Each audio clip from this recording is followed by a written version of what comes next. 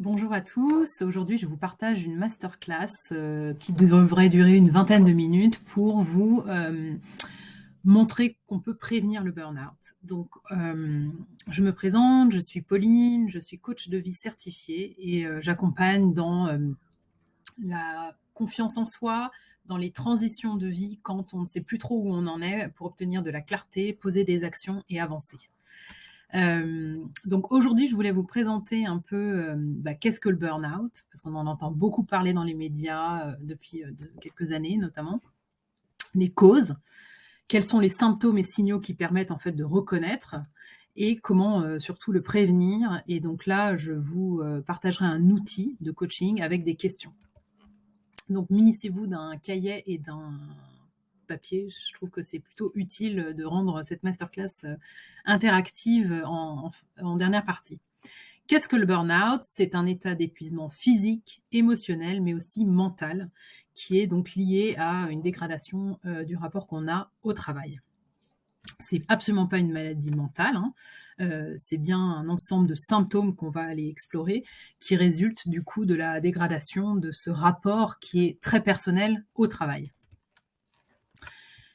Du coup, pour résumer, c'est vraiment donc un épuisement professionnel qui est quelque chose qui s'accumule avec le temps et à la suite d'un stress prolongé et d'un sentiment à la fois d'être dépassé, épuisé et incapable de faire face.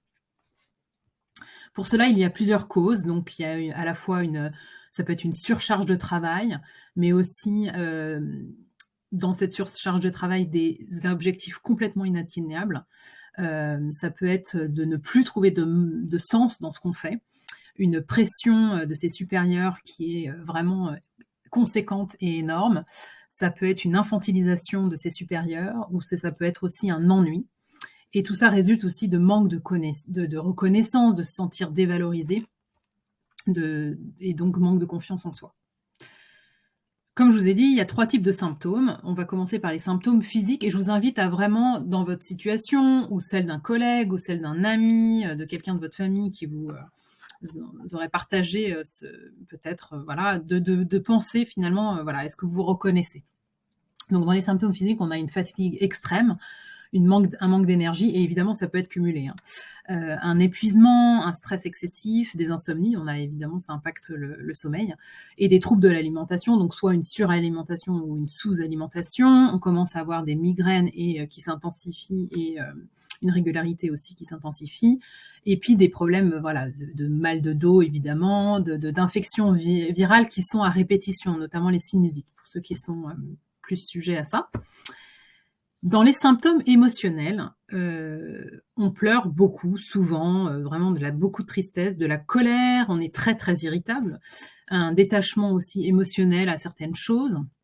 On peut avoir des crises d'angoisse soudaines et puis à répétition. Et puis ce sentiment voilà, d'être submergé, mais en même temps un déni de voir qu'on est surmené. Et enfin, donc les symptômes comportementaux, donc de ça résultent certaines maladresses, des oublis.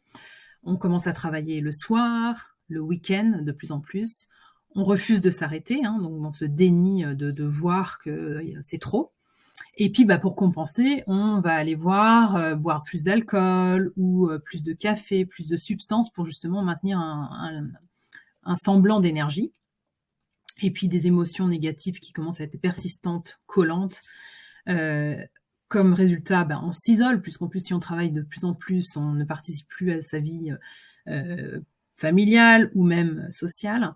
Et donc, s'installe dans nos comportements du cynisme, de l'apathie et une forme d'aigreur. Donc voilà, donc je ne sais pas si vous avez réussi à reconnaître quelques symptômes, soit physiques, émotionnels ou comportementaux. Et bien sûr, ça peut être une cumulation des 3.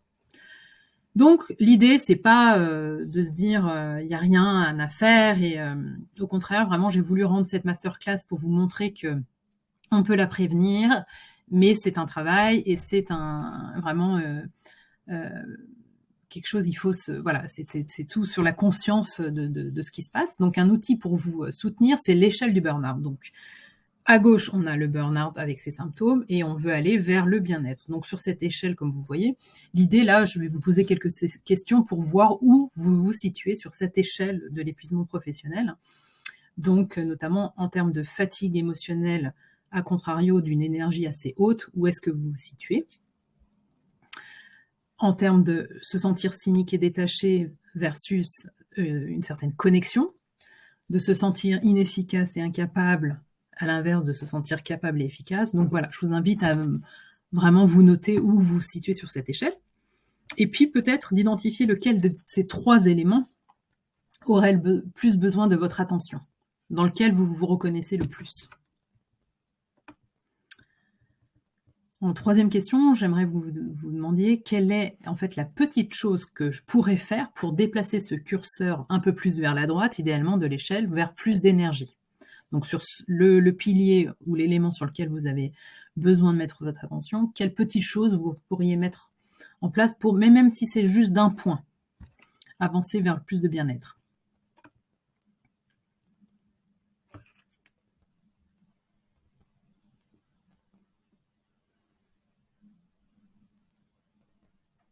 Et puis dernière question, quelle différence cela ferait-il si je faisais cette chose que j'ai nommée de manière récurrente, régulière? Donc quelle différence cela ferait-il si vous faisiez cette action de manière régulière?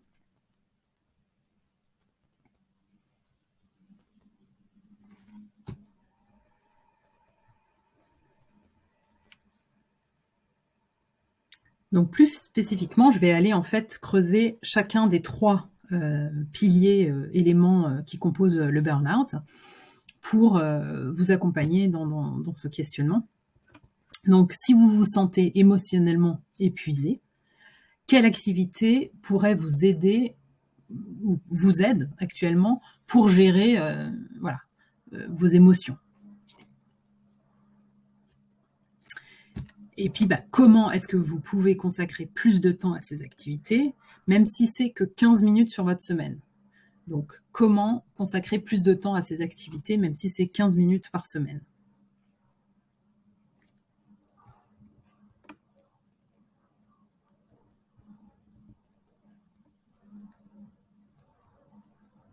Ensuite, une autre question très importante, c'est quel petit changement je peux apporter à mon niveau de sommeil, de nutrition et d'énergie, qui ferait donc une grande différence sur mon énergie, mon niveau d'énergie global.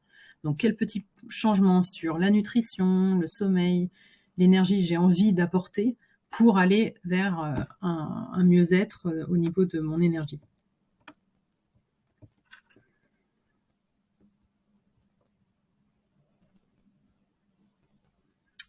Donc, évidemment, vu qu'il y aura enfin, c'est un replay, vous pouvez mettre pause, revenir sur ces questions si vous n'avez pas eu assez le temps.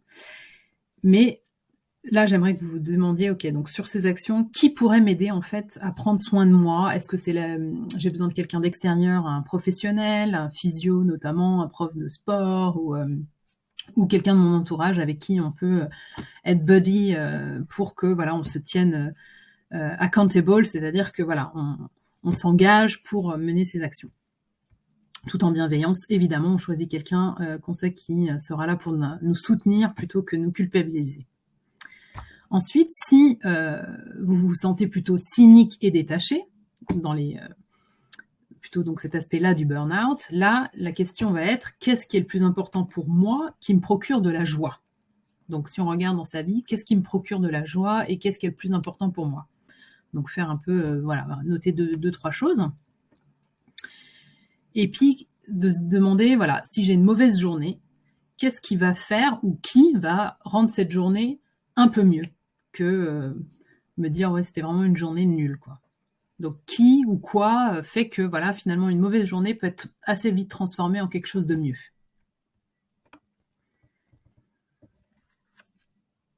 Et enfin, vu qu'on est quand même dans du coaching, qu'est-ce qu'une petite chose que je pourrais faire aujourd'hui qui m'aiderait à me sentir connectée à ce qui est important pour moi? Donc, poser une petite chose, une toute petite action qui pourrait faire qu'aujourd'hui, vous vous sentiriez plus connecté à ce qui est important pour vous.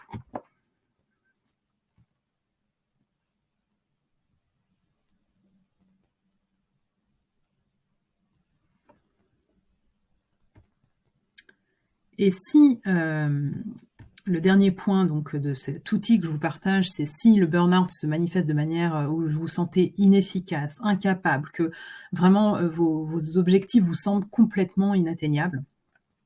Donc, la résultante, c'est que voilà, vous vous sentez pas capable. C'est peut-être de réfléchir à qu'est-ce que vous faites bien aujourd'hui? Donc, vraiment de lister, voilà, qu'est-ce que je fais bien si, je suis factuelle, si je regarde les faits? Parce qu'il y a forcément quelque chose.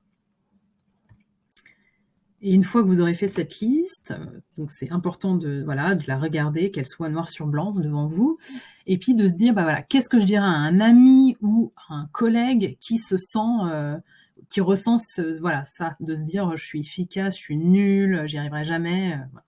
Qu'est-ce que vous pourriez dire à cet ami ou ce collègue?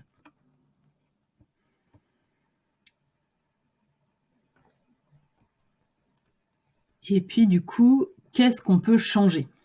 Donc voilà, dans votre situation, dites-vous qu'est-ce que même une toute petite chose que, voilà, vous pourriez changer aujourd'hui et qui vous aiderait à vous sentir plus efficace.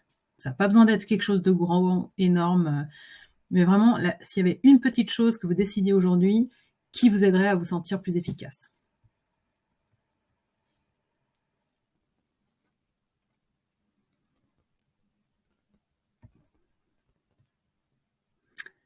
Voilà, donc on a fait le tour de cette, échelle, du burn-out qui, je pense, est un outil, c'est pas des questions faciles, donc n'hésitez pas à y revenir.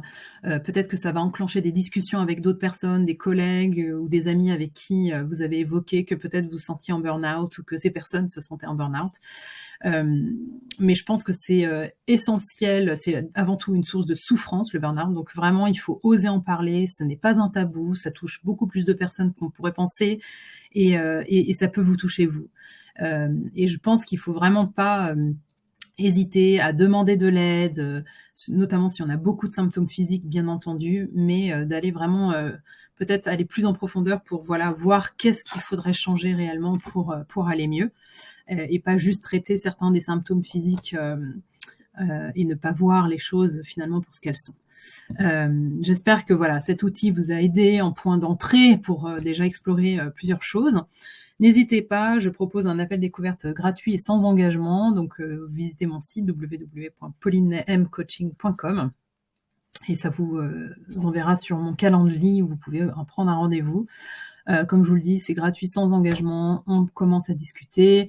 C'est pas forcément que vous êtes en burn-out, c'est juste, voilà, peut-être faire de la clarté sur votre situation professionnelle, sur votre équilibre de vie pro-perso.